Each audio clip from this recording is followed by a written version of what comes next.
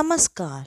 मैं स्नेहा, आपकी होस्ट, एक बार फिर से आपका स्वागत करती हूँ आपके अपने चैनल डर का घर में। आज की कहानी की तरफ आगे बढ़ने से पहले मैं मेरे सारे दोस्तों को दिल से धन्यवाद देना चाहती हूँ, जो हमेशा अपना प्यारा प्यारा कमेंट्स, फीडबैक और अपना सपोर्ट मेरे साथ बनाए रखते हैं। जिनमें से मेरे सबसे पहले दोस्त हैं अमित जी, आकाश जी, जिनका लोकेशन मुझे बिल्कुल नहीं पता। दूसरे दोस्त हैं नवीन जी, जिनका दिल से धन्यवाद, जो कि हमेशा अपने कमेंट में मुझे खास करके अपने कहानी सुनने का एक्सपीरियंस बताते हैं। मुझे उनके कमेंट्स को पढ़कर और उनका रिप्लाई करके काफ़ी खुशी मिलती है। और हमारी अगली दोस्त है कोमल जी, जो कि हैं बनारस से। कोमल जी, आपको मैं स्पेशल थैंक्स कहना चाहती हूँ। आपने अपने कमेंट्स के माध्यम से मुझे ये भी बताया कि आपको मेरी कहानी कैसी लगती है। साथ ही साथ आपने ये भी बताया कि आपको मेरी कहानियों के साथ साथ मैं भी अच्छी लगती हूँ। उसके लिए बहुत बहुत धन्यवाद। मुझे भी मेरे सारे दोस्त बहुत ज़्यादा पसंद हैं। और कोमल जी, जैसा कि मैंने आपको कहा है, अगर सच में कभी पॉसिबल हुआ कि मैं बनारस आई तो मैं आपसे ज़रूर मिलना चाहूँगी। लेकिन आपसे एक और रिक्वेस्ट करना चाहती हूँ, आप कमेंट में अपने इतने ज़्यादा डिटेल्स प्लीज़ ना दिया करें, क्योंकि हो सकता है ये कमेंट्स पब्लिक होने की वजह से बाकी लोगों तक भी आपके डिटेल्स पहुँचें। और मैं नहीं चाहती कि मेरे प्यारे दोस्तों को किसी भी तरह से कोई भी तकलीफ़ का सामना करना पड़े। इसलिए कोमल जी, मैं इस बात से बहुत खुश हूँ कि आप मुझे अपना इतना समझती हैं कि आप अपने सारे डिटेल्स मेरे साथ शेयर करती हैं। लेकिन आपकी परेशानी से आपको बचाने के लिए मैं ये चाहती हूँ कि आप सिर्फ अपने प्यारे कमेंट्स और फीडबैक्स ही मुझे दिया करें। मुझे जब आपसे कांटेक्ट करना होगा तो मैं चाहती हूँ आप मुझे इंस्टा पर फॉलो करें, जिससे मैं आपसे आगे कांटेक्ट करके अगर कभी आऊँ तो आपसे मिल सकूँ। तो आज के लिए इतना ही। अब बढ़ते हैं आज की कहानी की तरफ। आज की कहानी एक ऐसी कहानी है जिस कहानी को सुनकर शायद हम सबके दिमाग में ये बात आ सकती है कि क्या ऐसा भी कभी हो सकता है, और ये चीज़ अच्छी है या बुरी, ये आप सब डिसाइड कीजिए। और कहानी सुनने के बाद अपने कमेंट्स में मुझे ज़रूर बताइए। आज की कहानी है आशना की। आशना, जो कि एक बेहद ही खूबसूरत लड़की थी। उसकी खूबसूरती ऐसी थी जिसको देखकर हर कोई सोच में पड़ जाता कि क्या ये एक ही लड़की है जिसको भगवान ने इतने ज़्यादा फुर्सत में बनाया था। आशना की खूबसूरती देखते ही बनती थी। ऐसा कोई भी नहीं होगा जो कि आशना को अगर एक बार देख ले तो वो पलटकर उसे बार बार देखना ना चाहे।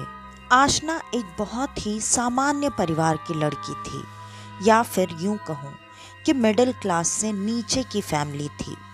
उसके घर में पैसे की काफ़ी कमी रहा करती थी। इसी वजह से आशना अपनी पढ़ाई पूरी नहीं कर पा रही थी।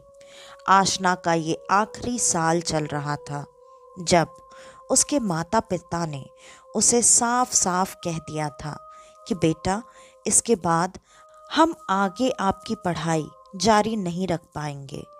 इस पर आशना भी अपने घर की हालत को समझते हुए उसने भी हाँ में सर हिला दिया था। जबकि आशना पढ़ने में काफ़ी अच्छी थी। उसका बहुत मन था कि वो आगे अपनी पढ़ाई पूरी करे और पूरी करके वो अपने माता पिता के लिए कुछ अच्छा, कुछ बहुत अच्छा कर पाए।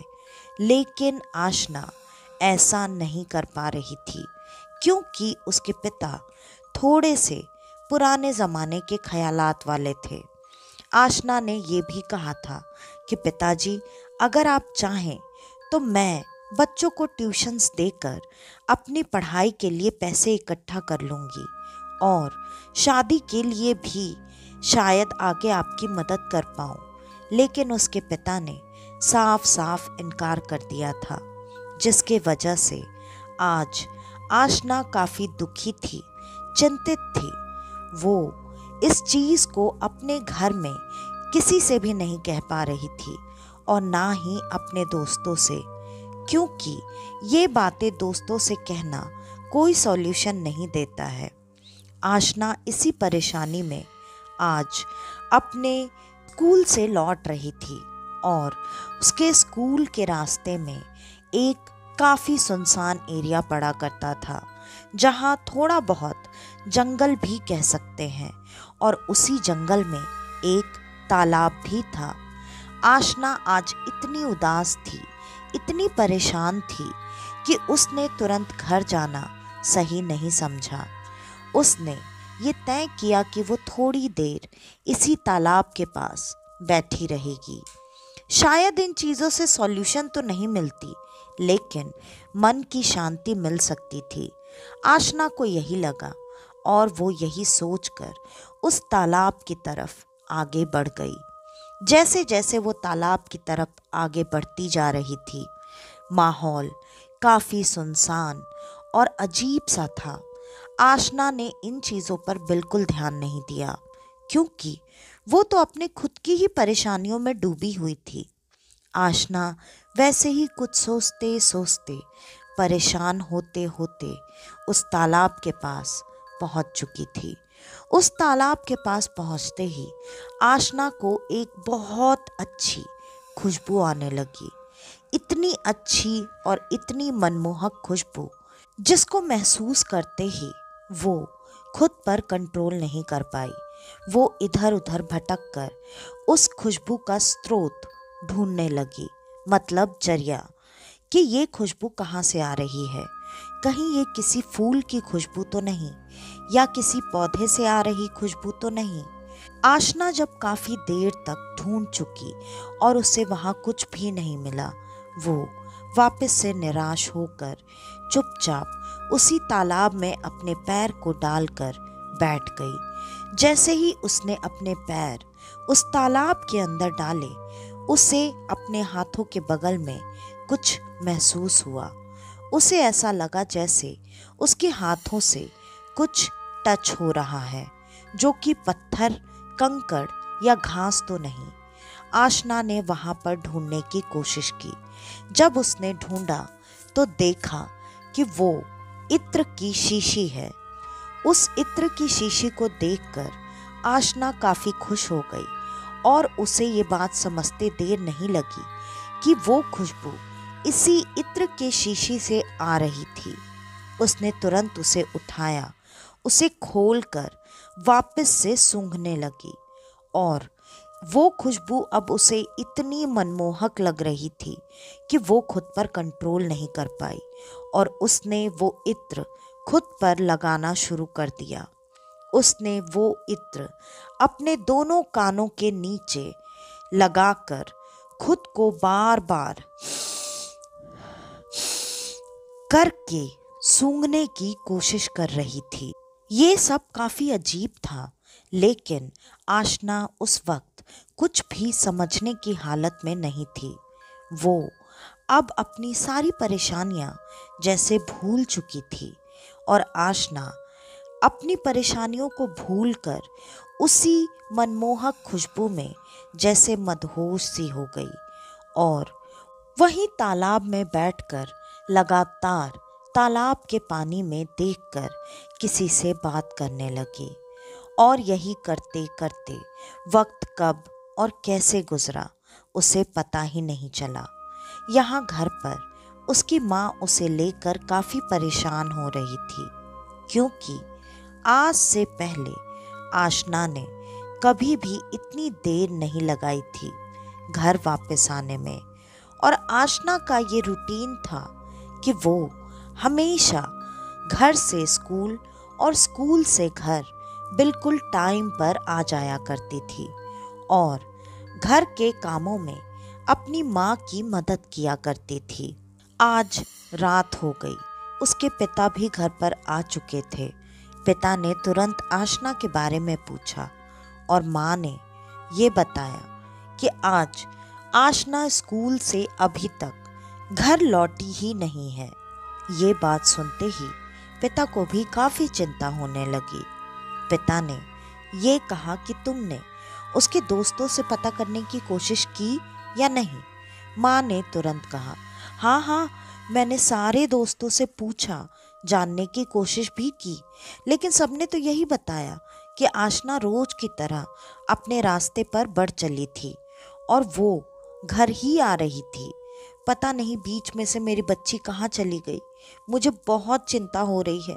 आप जाइए और जाकर जल्दी से जल्दी मेरी बच्ची को ढूंढ कर लाइए। मैं बहुत परेशान हूँ। पिता को भी अब इतना सुनकर कहाँ सुकून था। वो भी तुरंत उठे और उठकर आस पड़ोस में पूछने लगे। सारे लोगों ने यही बताया कि उन्होंने आशना को सुबह ही स्कूल की तरफ जाते हुए देखा था। उसके बाद किसी ने भी आशना को नहीं देखा। अब आस पड़ोस के लोग भी काफ़ी अच्छे थे, जो उनकी मदद के लिए उनके साथ आशना को ढूंढने के लिए निकल पड़े। उनमें से एक लोगों ने ये बताया कि पहले हम स्कूल के रास्ते में जाकर देखते हैं, क्या पता आशना वहीं कहीं हो।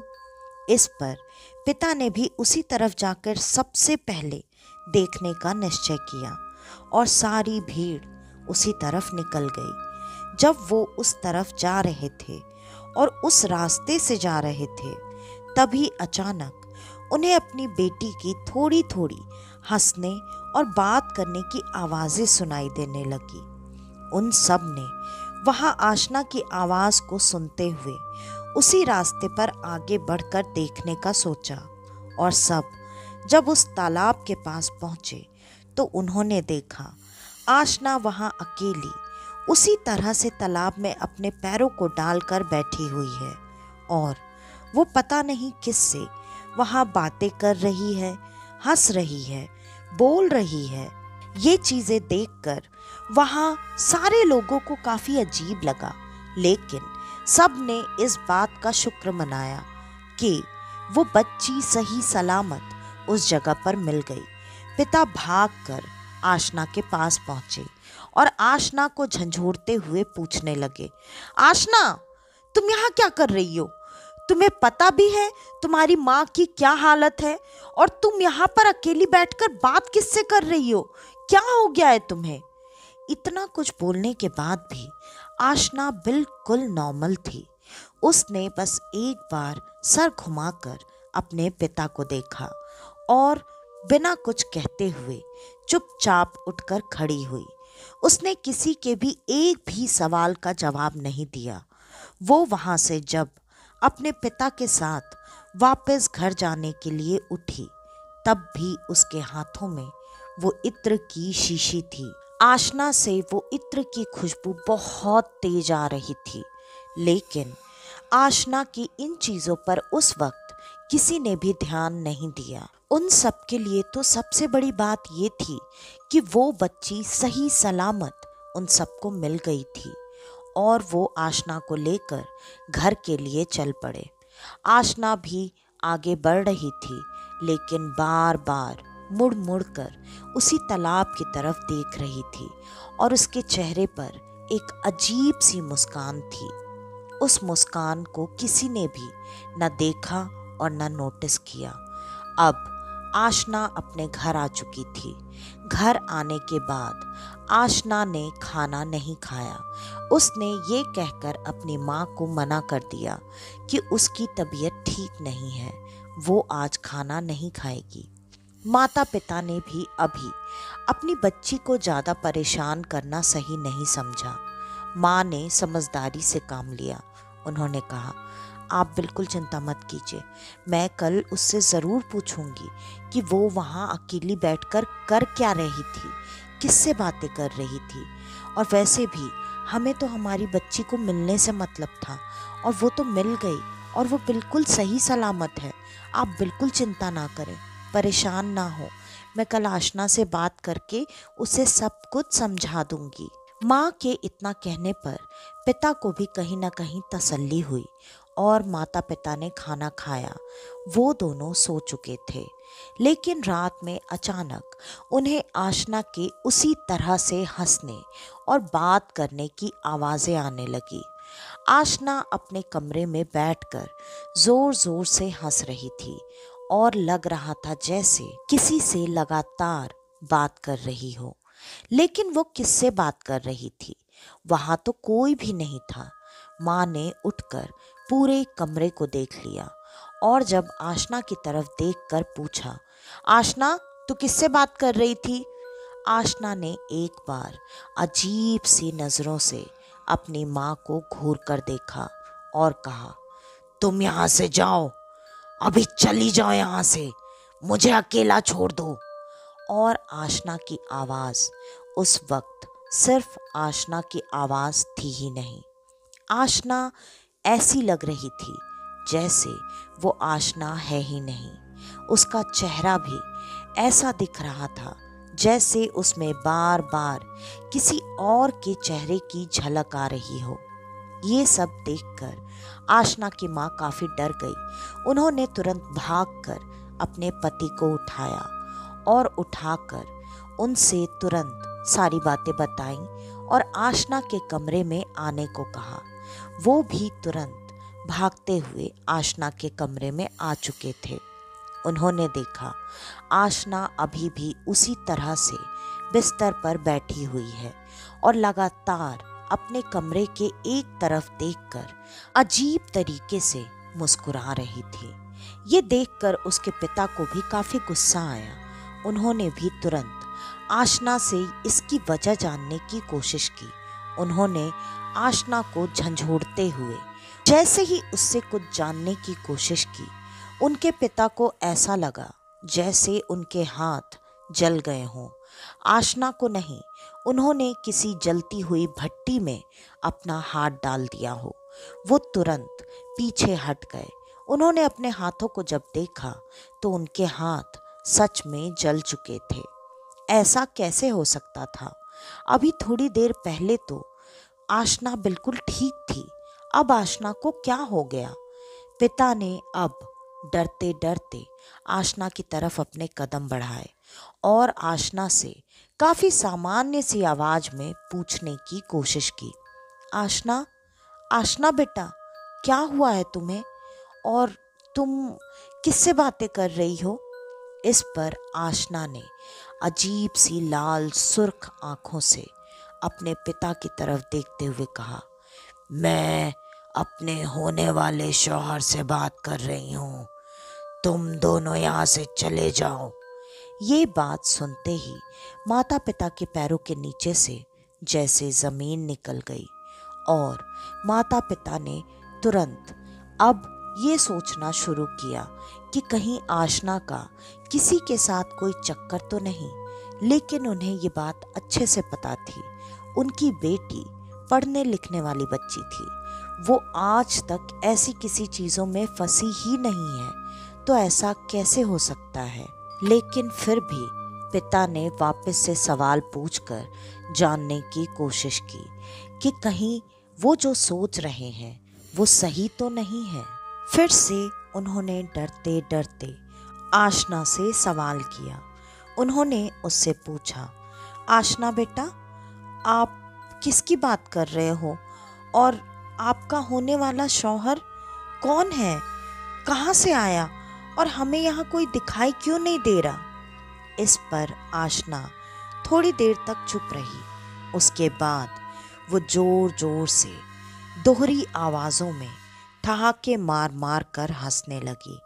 उसकी हंसी में साफ साफ उसके साथ किसी मर्द की आवाज़ भी सुनी जा सकती थी, और वो आवाज़ कोई सामान्य आवाज़ तो बिल्कुल नहीं थी। फिर आशना ने वैसे ही दोहरी आवाज़ों में बोलना शुरू किया, मैं आशना को पसंद करता हूँ, मैं उससे निकाह करना चाहता हूँ। 2 दिनों में मैं आशना से निकाह कर लूँगा और तुम सबको इतनी दौलत दूँगा कि तुम्हारी 7 पुश्तें भी बैठ कर खाएंगी। फिर भी वो दौलत कभी कम नहीं पड़ेगी। और इतना कहकर आशना वहीं बिस्तर पर गिरकर बेहोश हो गई।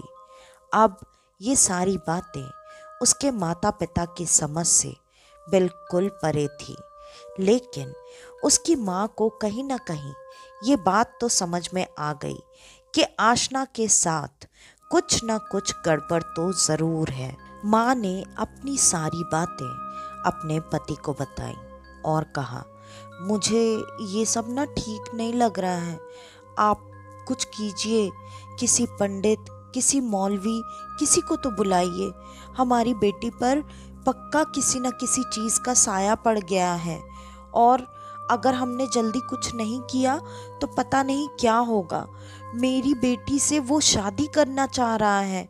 कौन है वो और क्यों चाहता है मेरी बेटी से शादी करना? मुझे तो कुछ समझ में नहीं आ रहा है, मैं क्या करूं?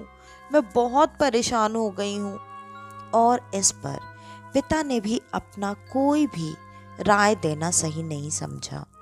उन्होंने कहा, तुम बिल्कुल चिंता मत करो, अभी इस वक्त तो हम लोग किसी को नहीं बुला सकते, लेकिन कल सुबह सुबह ही मैं जाकर पंडित जी से बात करके आऊँगा, और हो सका तो उन्हें घर पर भी लेकर आऊँगा। तुम बिल्कुल चिंता मत करो, हमारी बेटी को कुछ नहीं होगा। और आज की रात अब माता पिता के लिए सोना तो बिल्कुल भी संभव नहीं था। वो दोनों वैसे ही चिंता में पूरी रात जगते हुए बिता चुके थे, और अगली सुबह जब उन दोनों को लगा कि आशना वैसे ही अपने कमरे में सोई हुई है, तब पिता उठे और सबसे पहले मंदिर पहुंच गए। उन्होंने पंडित जी को जाकर सारी बातें बता दी। पंडित जी ने ये सारी बातें सुनते ही कहा, आप जैसा बता रहे हैं, अगर ऐसा सच में है तो आपकी बेटी के ऊपर कोई मामूली चीज़ नहीं है, और आपकी बेटी की ज़िंदगी खतरे में है। वो आपकी बेटी से शादी तो कर लेगा, लेकिन उसे अपने साथ लेकर चला जाएगा। अब कब, कैसे, ये तो उसे देखने और वहाँ जाने के बाद ही पता चलेगा। इतना कहकर पंडित जी ने कहा, चलिए आपके घर चलते हैं। और दोनों उनके घर पर पहुंच चुके थे। वहाँ वो जैसे ही आशना के कमरे में दाखिल हुए, वैसे ही आशना जोर जोर से ठहाके मार मार कर हंसने लगी, और उसने कहा, तू तू आया है, तू मुझे मेरी आशना से दूर करेगा। और ऐसे ही भयानक आवाज में वो डराने की कोशिश करने लगा। पंडित जी लगातार कुछ न कुछ मंत्र पढ़ते रहे, और उसके बाद उन्होंने गंगा जल डालकर जब जानने की कोशिश की कि ये क्या चीज़ है और आशना के साथ ऐसा क्यों कर रही है, तब उसने जवाब में बताया कि वो आशना को देखकर पहले ही आशना के ऊपर मोहित हो चुका था, और उसके बाद आशना खुद चलकर उस तालाब तक आई, और तो और उसने उसका रखा हुआ इत्र भी खुद पर लगा लिया। इसका मतलब आशना ने खुद उसे अपने पास आने की इजाज़त दी। वो अब आशना को छोड़कर बिल्कुल नहीं जाएगा। वो आशना से शादी करेगा और इनको इनके मन की ज़रूरत की सारी चीज़ें देने के लिए तैयार था। वो आशना को अपने साथ इतनी जल्दी ले जाना नहीं चाहता था। वो चाहता था वो आशना के साथ उसकी ज़िंदगी, पूरी ज़िंदगी भर उसके साथ रहे। उसने जिस तरीके से इन बातों को पंडित जी के सामने रखा था, पंडित जी को ये समझ में आ गया कि ये कोई जिन है जो कि सचमुच आशना के प्यार में पड़ गया है, और वो आशना से अब इतना ज़्यादा प्यार करता है कि वो ना तो आशना को कोई नुकसान पहुंचाएगा और ना ही उसके परिवार को। ये सारी बातें पंडित जी ने समझने के बाद उसके परिवार वालों को बताई, लेकिन साथ ही साथ ये भी बताया कि ये आपकी बेटी को ले तो नहीं जाएगा, लेकिन ऐसी शक्तियों का आपके साथ आपकी जिंदगी में होना कहीं ना कहीं बहुत बुरी बात है और इन शक्तियों पर हम भरोसा भी नहीं कर सकते हैं। लेकिन पंडित जी ने ये भी बताया कि उसने ये साफ साफ कहा है कि अगर हमने आशना को उससे दूर करने की कोशिश की तो वो आशना के साथ साथ आपके पूरे खानदान को अपने साथ लेकर जाएगा और वो आगे बढ़ने वाली आपकी पुश्तों को भी खराब कर देगा। ये सारी बातें सुनकर कोई भी डर जाता। ऐसे ही आशना के माता पिता भी डर चुके थे और पंडित जी ने साफ साफ बताया कि ये जितना शक्तिशाली जिन्न है, इसको हटाना उनके बस की बात नहीं है। वो अपने जानने वाले लोगों से इस बारे में पूछने और जानने की कोशिश करेंगे, लेकिन इसमें उन्हें थोड़ा वक्त लग सकता है। इसकी रोकथाम के लिए वो जो भी कर ले, वो इसे रोकने में भी सक्षम नहीं है। अब आशना के माता पिता के पास कोई रास्ता नहीं बचा था। वो अब जाते तो कहाँ जाते, किससे मदद मांगते। इस वजह से वो दोनों निराश हो चुके थे और पंडित जी इतना कहकर वहां से चले गए। उसके बाद भी आशना के पिता ने उम्मीद नहीं छोड़ी।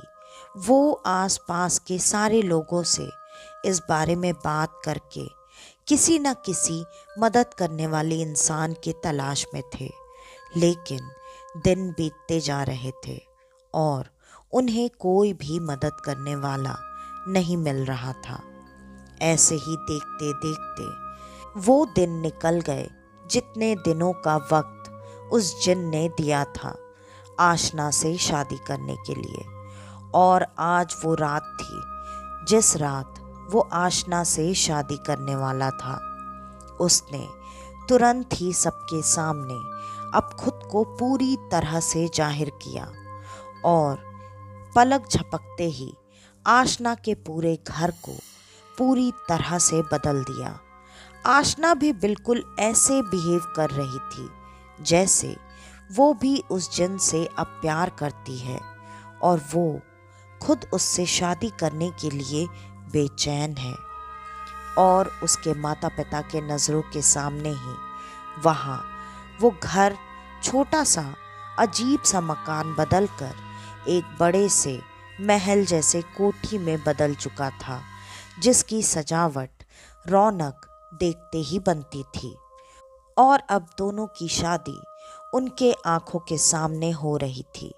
माता पिता लाचार थे, वो कुछ नहीं कर सकते थे और ये शादी होते ही तुरंत उस घर में खजाने के ढेर लग गए।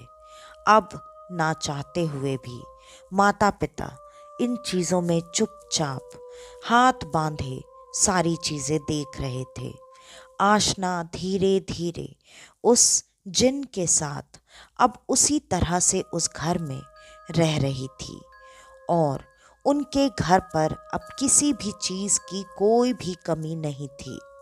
इस बीच जब पंडित जी आए और उन्हें ये बात पता चली कि उस जिन ने उनकी बेटी से शादी कर ली है, तब उन्होंने कहा, शायद मुझे आपके लिए मदद ढूंढने में काफ़ी देर हो चुकी है, क्योंकि मैं जिनके पास मदद के लिए गया था उन्होंने यही बात बताई थी कि अगर एक बार उस जिन की शादी उस लड़की से हो गई तब उसे रोकना मेरे लिए तो क्या किसी के लिए भी नामुमकिन हो जाएगा।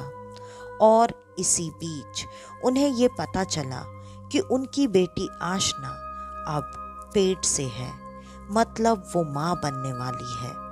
ये सारी बातें जानकर पंडित जी बिना कुछ बोले ही वहाँ से चले गए। धीरे धीरे मोहल्ले में अब उनका रहना काफ़ी दुश्वार हो चुका था, क्योंकि वो वहाँ पर लोगों का सामना नहीं कर पा रहे थे। इसलिए आशना के माता पिता ने उस जिन से ये कहा कि वो अब उसकी बेटी को लेकर जहाँ जाना चाहता है वहाँ चला जाए। वो कभी भी उसे या अपनी बेटी को ढूंढने के लिए नहीं आएंगे।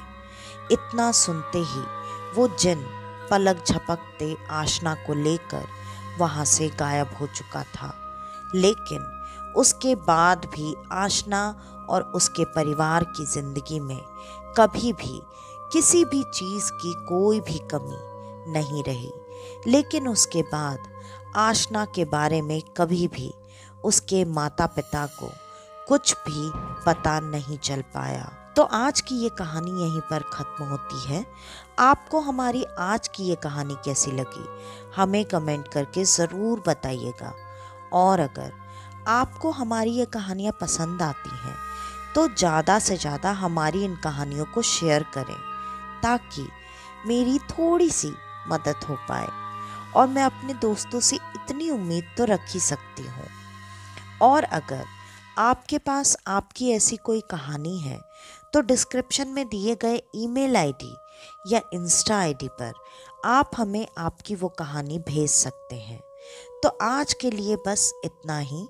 मैं स्नेहा, आपकी होस्ट, आज के लिए लेती हूँ अलविदा। वापस से आपसे मिलने आऊँगी और आप सबको लेकर जाऊँगी कुछ जाने अनजाने किस्से कहानियों के सफ़र पर, आपका अपना डर का घर में। तो तब तक के लिए नमस्कार।